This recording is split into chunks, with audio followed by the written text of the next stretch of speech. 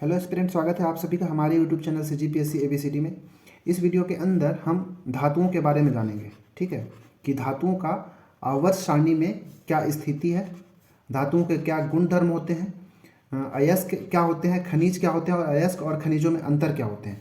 ये जो टॉपिक है CGPSC, ठीक है, CGPSC जो मेंस का सिलेबस है, हालांकि प्री में भी यहाँ से क्वेश्चंस आते हैं और आ सकते हैं। तो CGPSC मेंस का जो पेपर नंबर 4 है उसका ये केमिस्ट्री का रसायन विज्ञान का पार्ट है।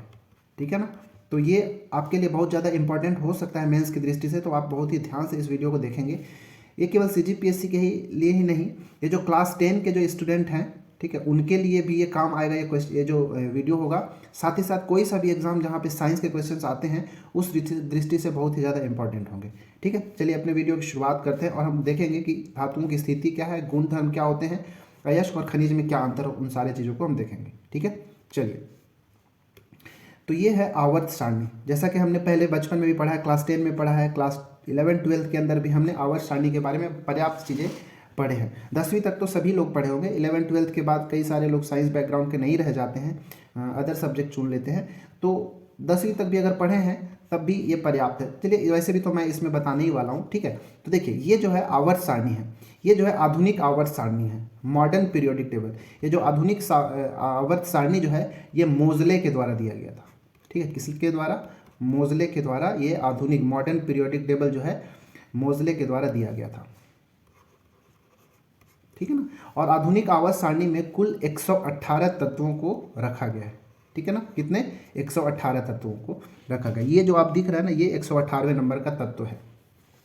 इस आवर्त सारणी के अंदर देखेंगे तो 1 2 मतलब ऐसे ये 18 तो ऐसे खड़ी लाइन है। ठीक है, वर्टिकल लाइंस है। ठीक है जी, इन खड़ी लाइनों को हम ग्रुप कहते हैं। ठीक है, या समूह कह सकते हैं। ठीक है ना, और जो ऐसे 7 लाइन है, ऐसे दिख रहा होगा, 7 हॉरिजॉन्टल लाइंस है। ठीक है, जिसको हम क्या कहते हैं? आवर्त कहते हैं। ठीक है, तो जो ऐसे 36 रेखाएं हैं इनको हम आवर्त कहते हैं। ठीक है, और जो ऐसे कॉलम है ऐसे, ठीक है, उसको हम क्या कहते हैं? समूह कहते हैं। तो समूहों की संख्या 18 है, जबकि जो आवर्त है, जो कि ऐसे 36 रेखाएं हैं, उनकी संख्या 7 है। 1 2 3 4 5 6 7। ठीक है, तो 7 आवर्त होते हैं और 18 कॉलम है, 18 समूह होता है। ठीक है ना, तो इसमें हम देखेंगे कि जो धातु है, क्योंकि हम वीडियो जो है ये धातु से संबंधित है, धातुओं की स्थिति को हम इसमें जानने की कोशिश करेंगे कहाँ होता है। ठीक है, देखिए, जो ये पहला ये समूह हुआ, ठीक है, इस पहला समूह में जो ये पहला तत्व है ये हाइड्रोजन है। हाइड्रोजन एक धातु नहीं है, हाइड्रोजन क्या है? एक अधातु है। तो इसको अगर छोड़ दिया जाए तो बाकी जो 6 तत्व हैं जो पहले समूह के हैं वो धातु होते हैं। और जो पहले समूह के जो तत्व होते हैं, ठीक है, जो पहले समूह के जो तत्व होते हैं, ये हाइड्रोजन को छोड़ के बाकी जो ये सब के सब क्या है? धातु है।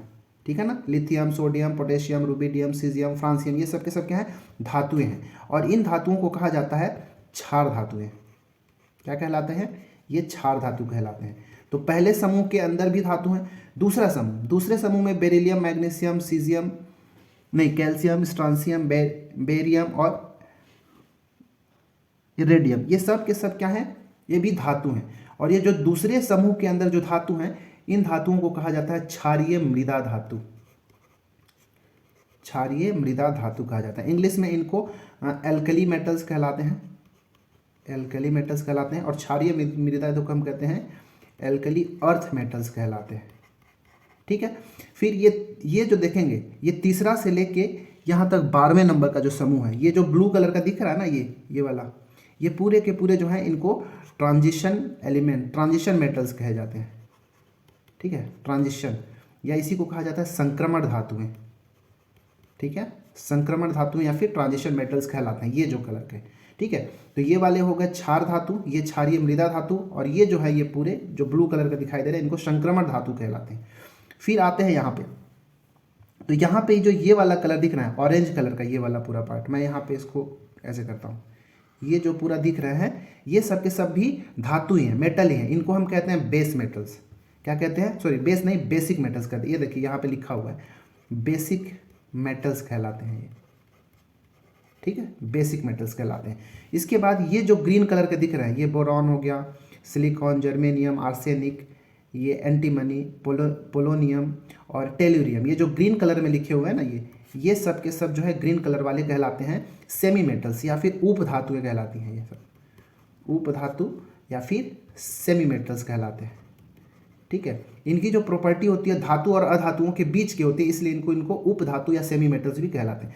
इनको मेटेलॉइड्स भी कहा जाता है, मेटेलॉइड्स या फिर उप धातु या फिर सेमी मेटल्स कहलाते हैं। ठीक है, इसमें जो सिलिकॉन, जर्मेनियम, आर्सेनिक ये सब जो होते हैं ना, इनको हम ठीक है, ये सब क्या कहलाएंगे? उप धातु कहलाए। और साथ ही साथ ये वाला पार्ट जो दिख रहा है, ठीक है, ये वाले, ये सब के सब क्या है? अधातु हैं, नॉन मेटल्स हैं। ठीक है, नॉन मेटल्स, अधातु हैं। अच्छा हाँ, इन सबको ना और क्या क्या कहा जा सकता है? इनको कहा जाता है उप धातु, मेटलॉइड्स या फिर सेमी मेटल्स तो कहलाते हैं। साथ ही सेमी कंडक्टर होते हैं, अर्धचालक। ठीक है ना, अर्धचालक। अर्धचालकों का प्रयोग बैटरी के अंदर किया जाता है, फिर जो ट्रांजिस्टर वगैरह बनाया जाता है उनके अंदर भी इनका यूज़ किया जाता है। तो यहाँ पे सिलिकॉन, जर्मेनियम, आर्सेनिक ये सब जो हो गए ना, ये तीनों ये क्या कहलाते हैं? अर्धचालक या सेमी कंडक्टर्स भी कहलाते हैं। ठीक है, और ये जो ब्लू कलर में है ना, ये डार्क ब्लू, थोड़ा स्काई ब्लू कलर वाला, इनको हम अधातु कहलाते हैं। क्या कहलाते हैं? नॉन मेटल्स या फिर अधातु। हालांकि ये सब भी अधातु के अंदर ही आते हैं। ठीक है,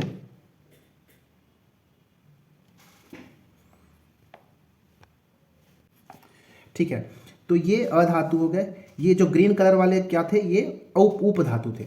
और यहाँ से ये जो पूरा पार्ट बच गई, ये सब क्या है? अधातु हैं। हालांकि ये सब भी अधातु के अंदर ही आते हैं, परंतु ये अधातु हैं। और देखिए ये जो ग्रुप नंबर ये 17 वाला है, ठीक है, ग्रुप नंबर 17 जो नंबर का समूह है, समूह 17 के जो तत्व हैं, ठीक है, इनको हम कहते हैं हैलोजेंस।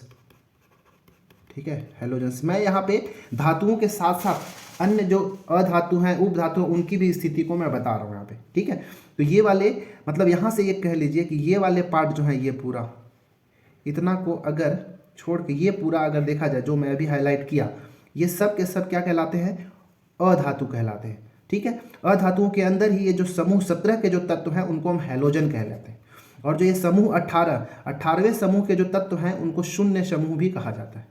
ठीक है, ये 18वें नंबर के जो समूह के जो तत्व हैं, ये तो शून्य समूह या फिर 18वें नंबर का समूह कहा जाते हैं। और ये जो 18 नंबर में जो समूह में जो तत्व हैं उनको हम अक्रिय गैसें कहते हैं, क्योंकि ये सभी के सभी क्या है? गैस हैं। इनर्ट गैसेस या फिर अक्रिय गैसेस या फिर नोबल गैसेस कहा जाता है। ठीक है, नोबल या फिर इनर्ट गैसेस कहा जाता है इसको। ठीक है, और जो ये 16वें नंबर का जो समूह के जो तत्व होते हैं उनको चैल्कोजेन कहा जाता है। क्या कहलाते हैं? ये चैल्कोजेन कहलाते हैं। ठीक है, उम्मीद है इतना सारा चीज़ आपको समझ में आया होगा और धातुओं की क्या स्थिति होती है वो आपको पता चल गया होगा कि आवर्त सारणी में धातु जो है कहाँ कहाँ है। ठीक है, अच्छा एक चीज़ और देखिएगा, लास्ट में देखेंगे तो यहाँ पे नीचे साइड इस टेबल के नीचे 2 और ऐसे आवर्त बनाए गए हैं। ठीक है, तो जो ऊपर वाला जो ग्रीन कलर का आवर्त है उनको हम लैंथेनाइट सीरीज कहलाते हैं। ठीक है, लैंथेनाइट श्रेणी कहलाते हैं। ठीक है, और ये 57 से लेके 71 तक के जो तत्व हैं वो होते हैं। ठीक है ना, यहाँ पे अगर देखेंगे तो ये ग्रीन कलर का जो दिख रहा है, यही वाले जो पूरे तत्वों को नीचे यहाँ पे रख दिया गया है। ठीक है, जिसको हम, क्योंकि ये लैंथेनम से शुरुआत होती है इसलिए इसको लैंथेनाइट सीरीज कहलाते हैं। और उसके जस्ट नीचे तो देखेंगे रेड कलर का, ठीक है, ये एक्टिनाइट सीरीज कहलाते हैं, क्योंकि ये एक्टिनियम से शुरू होते हैं। ठीक है ना, और ये 89 से लेके 103 तक ये जाते हैं, और ये वाला 57 से लेके 71 तक। तो ये पूरा आपको पता होना चाहिए। ठीक है ना, चलिए अब हम आगे बढ़ते हैं। हमने आवर्त सारणी में धातुओं की स्थिति, अधातुओं की स्थिति, उप धातुओं की स्थिति भी हमने देख लिया, और ये भी देखा कि इनको किस नाम से, किस समूह को किस नाम से जाना जाता है। ठीक है ना, चलिए अब हम आगे बढ़ते हैं और देखते हैं कि जो धातुएं होती हैं उनके क्या क्या से गुण होते हैं। तो जो धातु होते हैं, धातुओं के सामान्य गुणों को हम 2 कैटेगरी में बांट सकते हैं। एक भौतिक गुण होता है और दूसरा रासायनिक गुण हो सकता है। ठीक है ना, तो पहले हम भौतिक गुणों को समझते हैं और उसके बाद हम रासायनिक गुण को भी समझने की कोशिश करेंगे। ठीक है, तो पहला जो है गुण, भौतिक गुण है, उसको हम कहते हैं आघातवर्धनीय। आघातवर्धनीय को इंग्लिश में मैलिएबल कहा जाता है। ठीक है, मैलिएबल, आघातवर्धनीय या फिर मैलिएबल। मैलिएबल का मतलब जो धातुएं होती हैं उनको पीट कर, ठीक है, एक पतली सी चादर बनाई जा सकती है, शीट बनाई जा सकती है। तो धातुओं की ऐसी गुण को हम आघातवर्धनीयता या फिर मैलिएबिलिटी कहते हैं। ठीक है, क्या बना सकते हैं? इसमें पीट के शीट बना सकते हैं या चादर के रूप में कन्वर्ट किया जा सकता है धातुओं को। ठीक है, उदाहरण की तरह अगर देखेंगे तो जो सोना होता है, ठीक है, जो आघातवर्धनीय के लिए मैं एग्जाम्पल लिखता हूँ सोना और चांदी। ठीक है, सोना और चांदी ये जो दोनों जो तत्व हैं वो बहुत ही ज़्यादा आघातवर्धनीय है, इसलिए इनको पीट पीट के एक बहुत लंबी सी चादर बनाई जा सकती है, सोना और चांदी को पीट पीट कर। उम्मीद है आपको आघातवर्धनीयता समझ में आया होगा। ठीक है ना। धातुओं के जो दूसरा भौतिक गुण है वो तन्यता है, तन्य गुण है, जिसको हम कहते हैं डक्टिलिटी कहते हैं। ठीक है, या डक्टिलिटी या डक्टाइल कह लेते हैं। तो जो धातुएं होते हैं वो तन्य होते हैं, डक्टाइल होते हैं। इसका मतलब ये कि जो धातुएं होते हैं उनको खींच के तार के रूप में उनको बनाया जा सकता है। They can be drawn into wire. ठीक है, मतलब धातुओं को तार के रूप में खींचा जा सकता है। ठीक है, वायर के रूप में खींचा जा सकता है। ठीक है, इसलिए ये क्या कहलाएगा, धातुओं के तन्यता का गुण पाया जाता है। एग्जाम्पल के लिए देखेंगे तो जैसे जो सोना है, ठीक है, सोना बहुत ही अधिक तन्य धातु होता है। लगभग 1 ग्राम सोना को 2 किलोमीटर लंबा तार खींचा जा सकता है। तो आप इससे अनुमान लगा सकते हैं कि धातुओं की जो तन्यता गुण है कितना अधिक होता है। ठीक है, तो धातुओं के गुण क्या क्या हो गए, आघातवर्धनीयता और तन्यता। ठीक है ना। तीसरा गुण जो है विद्युत के सुचालक। जो धातुएं होती हैं विद्युत के सुचालक होते हैं। ठीक है, उनसे विद्युत का चालन संभव होता है। ठीक है ना। जो धातु होते हैं वो विद्युत के सुचालक के साथ साथ जो ऊष्मा के भी सुचालक होते हैं। ठीक है, यहाँ पे विद्युत और ऊष्मा के सुचालक आप लिख सकते हैं। ठीक है ना, good conductor of heat and electricity. ठीक है, जो धातु होते हैं विद्युत और ऊष्मा के सुचालक होते हैं। जैसे जो चांदी होता है, चांदी जो है वो विद्युत और ऊष्मा का दोनों का सर्वोत्तम चालक होता है। चांदी आपको याद रखना है। ठीक है ना। वहीं अगर सीसा की मैं बात करूं, ठीक है, चांदी क्या है, विद्युत के सर्वोत्तम सुचालक और ऊष्मा का भी सर्वोत्तम सुचालक होता है।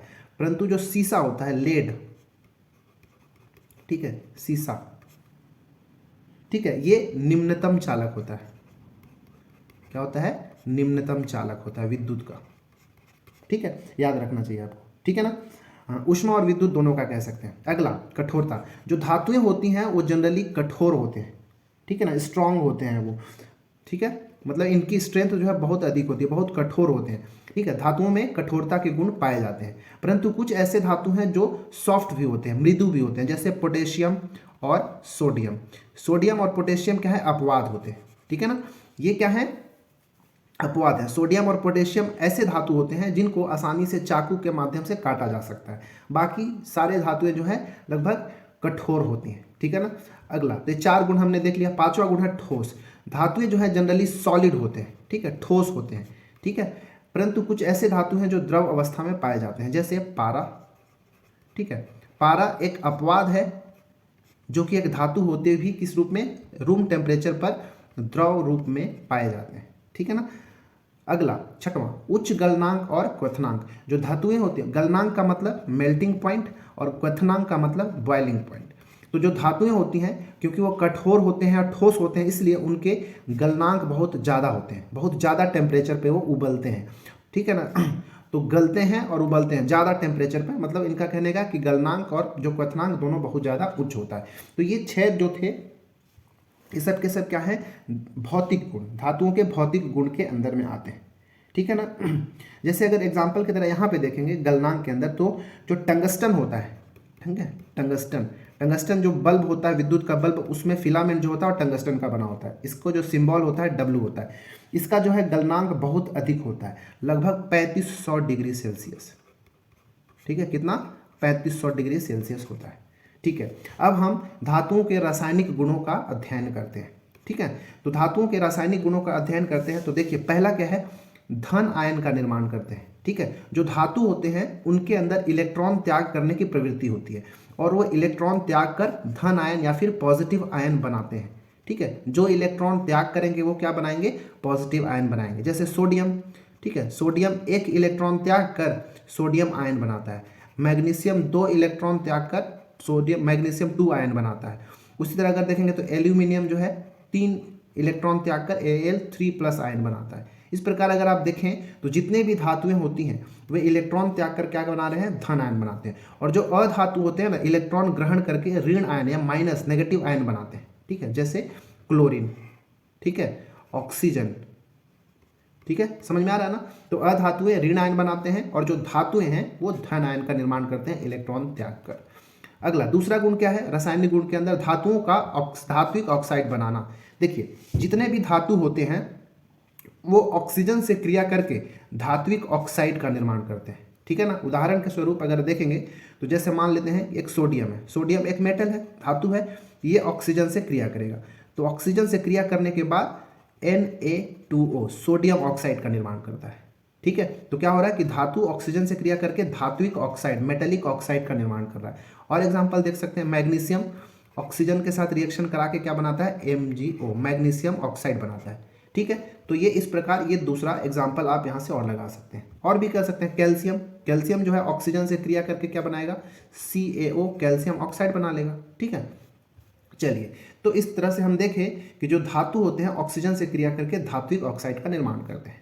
तीसरा, जल से क्रिया करके हाइड्रो ऑक्साइड देते हैं, ठीक है। जितने भी धातु होते हैं, ठीक है, सभी धातुएं जल से क्रिया नहीं करते, कुछ ऐसे धातु होते हैं जो जल से नहीं बल्कि वाष्प से, स्टीम से क्रिया करते हैं, ठीक है ना। कुछ गर्म जल के साथ अभिक्रिया करते हैं, परंतु जो ये धातु होते हैं, ठीक है, वो धातु क्या करते हैं, जल से क्रिया करके बनाते हैं क्या है, या तो हाइड्रो ऑक्साइड बनाते हैं, ठीक है। तो हाइड्रो ऑक्साइड बनाने के साथ साथ ही हाइड्रोजन गैस भी रिलीज करते हैं, ठीक है। क्या बता रहा हूँ कि जितनी भी मतलब कुछ ऐसे धातुएं होती हैं, धातुएं सामान्यतः जल से क्रिया करके हाइड्रो ऑक्साइड और हाइड्रोजन गैस देते हैं, ठीक है। एग्जाम्पल के तौर पर देखिए, जैसे सोडियम, आप इसी के साथ साथ एग्जाम्पल को एक साथ लिखिएगा, मेरे पास स्पेस नहीं इसलिए मैं दूसरे जगह लिख रहा हूँ। एग्जाम्पल के लिए सोडियम, इस सोडियम का जब जल के साथ रिएक्शन करा, ये जल है ये सोडियम, इन दोनों का जब रिएक्शन कराया जाता है तो सोडियम हाइड्रो ऑक्साइड NaOH बनता है और साथ ही साथ हाइड्रोजन गैस मुक्त करता है, ठीक है। इतना आपको पता होना चाहिए, ठीक है। मतलब कहने का कि जो धातु होते हैं जल के साथ क्रिया करके क्या बनाते हैं, हाइड्रो ऑक्साइड बना रहे हैं, साथ ही साथ क्या कर रहे हैं, जल हाइड्रोजन गैस देते हैं, ठीक है ना। तो ये हो गया हमारा तीसरा। और भी आप बना सकते हैं, मैग्नीशियम का भी रिएक्शन इसमें कराया जा सकता है। मैग्नीशियम का H2O के साथ रिएक्शन कराएंगे तो बनाएगा क्या, MgOH whole twice magnesium hydroxide, और साथ ही साथ हाइड्रोजन गैस भी रिलीज करेगा, ठीक है। चौथा है कि धातु अम्ल से क्रिया करके हाइड्रोजन गैस देते हैं, हाइड्रोजन के साथ साथ सॉल्ट बनाते हैं, लवण का निर्माण करते हैं, ठीक है ना। अम्ल क्या करते हैं, जो धातुएं होते हैं अम्ल से क्रिया करके हाइड्रोजन और सॉल्ट अर्थात नमक का निर्माण करते हैं, ठीक है। एग्जाम्पल के लिए देखिए, जैसे एक धातु ले लेता हूं मैं मैग्नीशियम, ठीक है। मैग्नीशियम एक अम्ल के साथ, मान लो HCl एक अम्ल है, हाइड्रोक्लोरिक एसिड, हाइड्रोक्लोरिक अम्ल, इसके साथ रिएक्शन करके पहले नमक का निर्माण करता है। तो ये मैग्नीशियम और क्लोरीन मिलके MgCl2 मैग्नीशियम क्लोराइड नामक एक लवण का या सॉल्ट का निर्माण किया, साथ ही साथ जो हाइड्रोजन है यहाँ पे हाइड्रोजन गैस के रूप में यहाँ पे रिलीज हो जाएगा, ठीक है ना।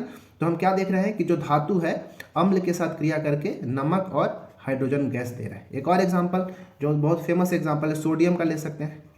सोडियम का HCl के साथ रिएक्शन कराने के बाद क्या बनेगा, NaCl, खाने का नमक होता है सोडियम क्लोराइड, और साथ ही साथ हाइड्रोजन गैस रिलीज करता है। तो ये जो प्रॉपर्टी हो गया क्या, रासायनिक गुण हो गया, किसका, धातुओं का। तो हमने अभी तक क्या किया, देखा कि धातुओं का आवर्त सारणी के अंदर कहाँ पे स्थिति है, साथ ही साथ हमने अधातुओं का भी देखा और उपधातुओं का भी देखा। इसके बाद हमने देखा कि धातुओं के भौतिक और रासायनिक गुण क्या क्या होते हैं, ठीक है ना। अब चलिए हम आगे बढ़ते हैं और देखते हैं कि खनिज और अयस्क में क्या अंतर होते हैं, ठीक है। चलिए, ये जो है एग्जाम पॉइंट ऑफ व्यू से बहुत ही ज़्यादा इंपॉर्टेंट है, मेंस के दृष्टि से। यहाँ से क्वेश्चंस आने के बहुत ज़्यादा चांस होते हैं कि खनिज क्या होता है और अयस्क क्या होता है, खनिज और अयस्क में अंतर क्या होता है। तो अगर आप इन अंतर को याद कर लेते हैं तो यहाँ से आप खनिज क्या है, अयस्क क्या है, उसको भी आप डिफाइन कर पाएंगे, ठीक है। तो चलिए देखते हैं। पहला हमने यहाँ पे पाँच डिफरेंस यहाँ पे हमने अयस्क और खनिज के बीच लिया हुआ है, ठीक है। खनिज को मिनरल कहा जाता है, अयस्कों को और या फिर अयस्कों को ओर्स कहा जाता है, अयस्क कहा जाता है, ठीक है ना। देखिए पहले खनिज समझते हैं। देखिए जब भी माइनिंग किया जाता है, खनिज से खनन किया जाता है, तो वहाँ से धातुओं के यौगिक निकलते हैं, ठीक है ना। जो धातु होते हैं उन धातुओं को यौगिक निकलते हैं। तो धातुओं के ऐसे यौगिक जिनमें धातुओं की मात्रा बहुत कम होती है, इस चीज़ को आपको याद रखना है।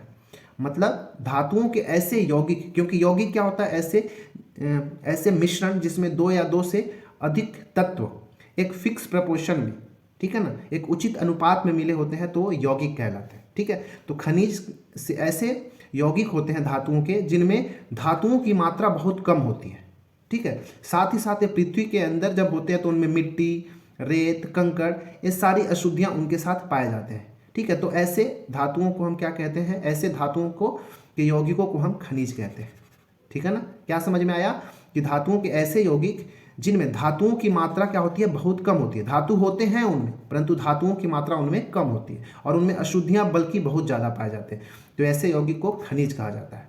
वहीं अगर अयस्कों के अंदर जाएं तो धातुओं के वे यौगिक, मतलब धातुओं का ऐसे यौगिक जिनमें धातुओं की पर्याप्त मात्रा होती है। यहाँ पे कम मात्रा थी, यहाँ पे धातुओं की मात्रा क्या होती है, पर्याप्त होती है, और इनमें अशुद्धियों की मात्रा भी इनके तुलना में बहुत कम होता है। ठीक है, तो ऐसे धातुओं के यौगिक को हम अयस्क कहते हैं। उम्मीद है आपको इतना समझ में आया होगा। ठीक है, वीडियो को पॉज करके इसको आप चिंतन मनन करिए तो आपको क्लियर होगा, और नहीं आया समझ में तो एक बार रिवर्स आप कर सकते हैं। ठीक है ना। दूसरा अंतर क्या है कि जो खनिज होते हैं, खनिज से शुद्ध धातु प्राप्त करना, क्योंकि अभी हम इसके आगे जो पहले भी मैंने वीडियो अपलोड किया है धातु कर्म, ठीक है, धातुओं का निष्कर्षण, मतलब अयस्कों से धातु कैसे बनाया जाए। तो जो खनिज होते हैं ना, खनिज मिनरल्स, इन खनिजों में क्योंकि धातुओं की मात्रा तो बहुत कम होती है ना, तो खनिजों से, और उनमें अशुद्धियां भी अधिक होती है, इसलिए खनिजों से शुद्ध धातु जो प्राप्त करना बहुत कठिन होता है, इतना आसानी से नहीं किया जा सकता। वहीं जो अयस्क होते हैं इनमें अशुद्धियों की मात्रा भी कम होती है, साथ साथ इनमें धातुओं के यौगिक, मतलब इनमें धातुओं की मात्रा भी पर्याप्त होती है, इसलिए जो अयस्क होते हैं, अयस्कों से शुद्ध धातु प्राप्त करना क्या होता है, आसान होता है। तो ये दो अंतर आपको याद हो गया होगा। तीसरा अंतर क्या है कि जितने भी खनिज होते हैं, ठीक है, ये सभी खनिज अयस्क नहीं होते। क्या बोल रहा हूं कि सभी खनिज अयस्क नहीं होते, क्योंकि अयस्क वही होंगे जिनमें धातुओं की मात्रा अधिक होगी, अशुद्धियां कम होगी, परंतु खनिजों में तो धातुओं की मात्रा बहुत कम होती है, ठीक है, और अशुद्धियां इनमें अधिक होती है। तो सभी के सभी खनिज अयस्क कैसे हो सकते हैं, पॉसिबल ही नहीं है। इसीलिए यहाँ पे स्टेटमेंट दिया गया है कि सभी खनिज अयस्क नहीं होते, इस चीज़ को आपको फोकस करना है। वहीं हम ये कहेंगे कि सभी अयस्क खनिज होते हैं, ठीक है ना, क्योंकि इन अयस्कों को भी तो खनन करके जमीन के अंदर से निकाला गया है, इसलिए हम कहते हैं कि जितने भी अयस्क हैं वो खनिज हैं, परंतु सभी खनिज अयस्क नहीं है। ठीक है, इस चीज़ को आपको पता होना चाहिए। 3 अंतर हमने देखा। चौथा अंतर क्या है कि सभी खनिजों से धातु का निष्कर्षण नहीं किया जा सकता। ठीक है, जितने भी खनिज हैं, हम सभी खनिजों से अगर हम सोचें कि धातु निकाल लें, वहाँ से अलग कर लें, तो पॉसिबल नहीं है। ठीक है, परंतु जो जितने भी अयस्क होते हैं, धातुओं के जितने भी अयस्क होते हैं, उन सभी अयस्कों से निष्कर्षण करके शुद्ध धातु को निकाला जा सकता है। धातु का निष्कर्षण होगा, सभी अयस्कों से हम धातु निकाल सकते हैं, परंतु सभी खनिजों से धातु का निष्कर्षण हम नहीं कर सकते। तो 4 अंतर हो गया।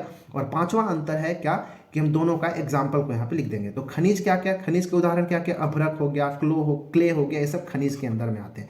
कार्बन मतलब कोयला हो गया, ये सब खनिज ही हैं।